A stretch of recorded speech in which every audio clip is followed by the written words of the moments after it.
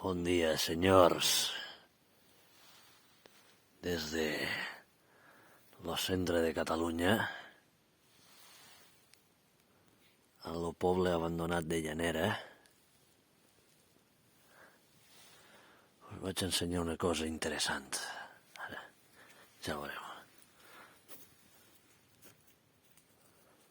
Al mig d'aquest paratge tan ferèstec, aquest poble va ser una de les seus de les revoltes carlines, que eren l'últim rastre, diguem-ne, de l'esperit militar que ens han arrencat els catalans des d'aleshores.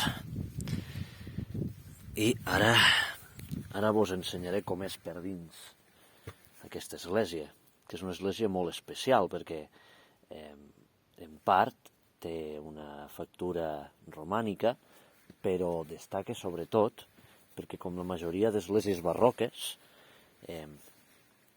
recupera formes clarament relacionades amb la cultura de la violència, no? És una església que sembla una fortalesa, com ja veiem. És una església que sembla un acuirassat de guerra, tu. I ara, pues, anem a fotre-hi un cop d'ull per dins.